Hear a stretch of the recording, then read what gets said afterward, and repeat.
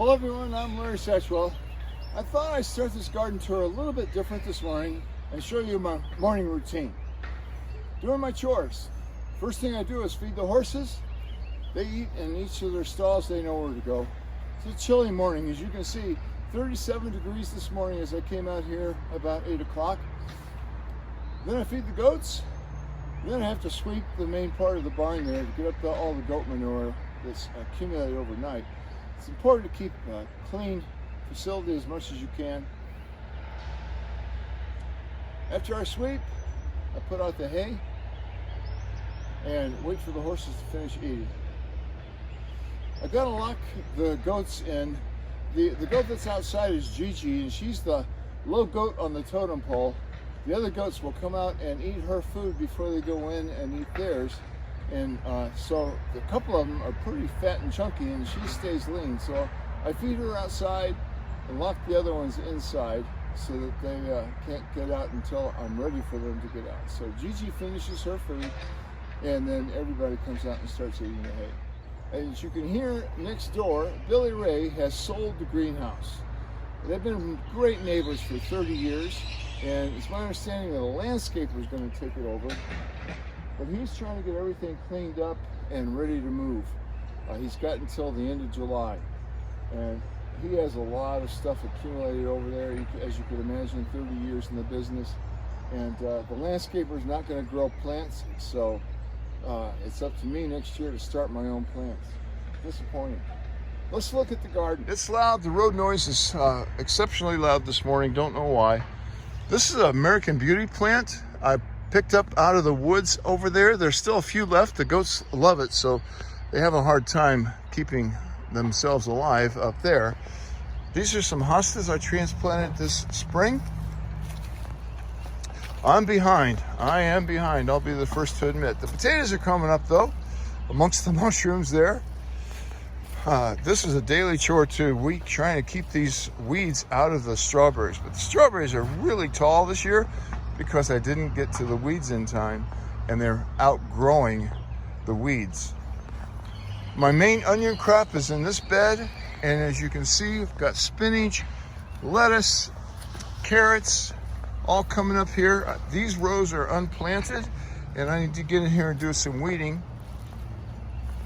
These are some onions that were planted last fall, and I dug them up to dig this bed up and then replant them. They're doing great. Over here is where my tunnel was, and I haven't done anything with this because we're still eating lettuce. This was planted last September, and these carrots were planted last September. Everything in here was last September. I had the tunnel over it all winter. We had at least a nice garden salad once a week, and then some side salads besides that. So this garden has more than paid off for itself. And of course, my new flower bed here that my grandson Ethan helped me make. He did a lot of work on this. I couldn't have done it without him. And our butterfly, it has since dried out. And what Walter Reeves doesn't tell you, I've got these over here, it doesn't take long for the ants to find these bananas. These ants are frozen this morning. But the ants were on this right away. They didn't like the apples so much, but you got to keep this really clean, and I didn't notice that. But while we're here, we'll look at the perennial bed. Still have some daffodils blooming. The yarrow has some flower heads on it, and this is the blue-eyed grass. It's got some flowers this spring. Boy, the birds are busy this morning too. Great day to be alive, isn't it? This started out as one strawberry plant last year. I don't even know how it got up here. And now it is really, it looks like a main strawberry bed.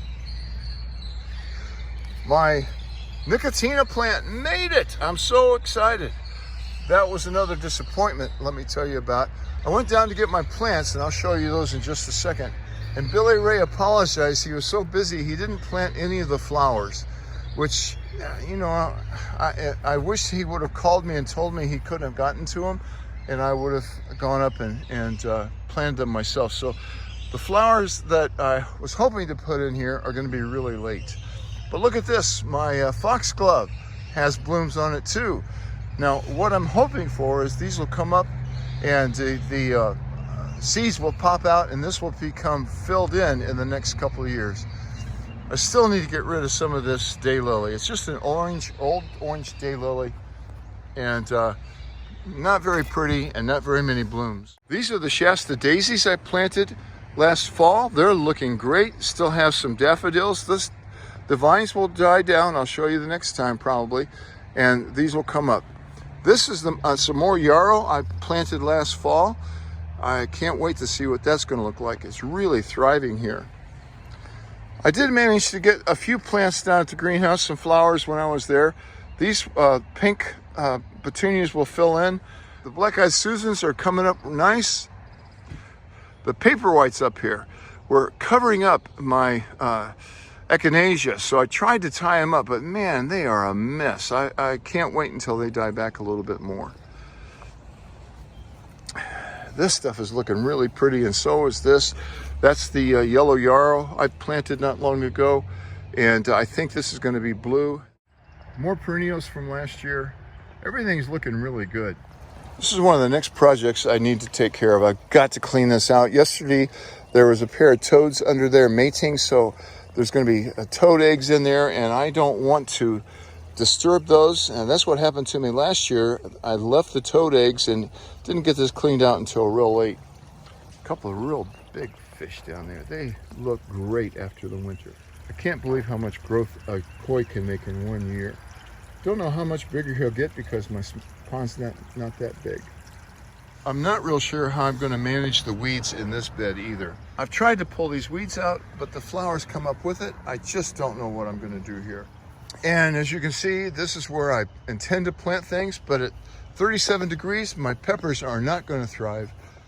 I'll probably plant my peppers and tomatoes next week, but I'm going to put my peppers in the walls of water. Peppers love heat. I have a new hummingbird feeder.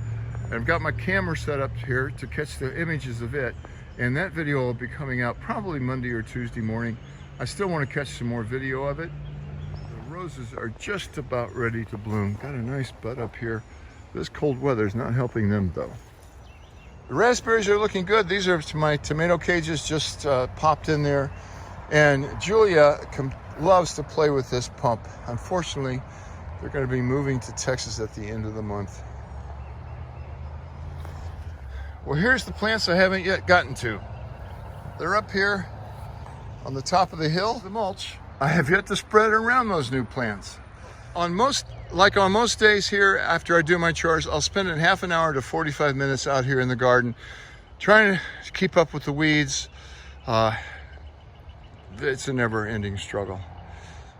I'm not going to leave you here today. Instead, I'm going to leave you here on the roller coaster for Lori Sutherland. Thanks for watching.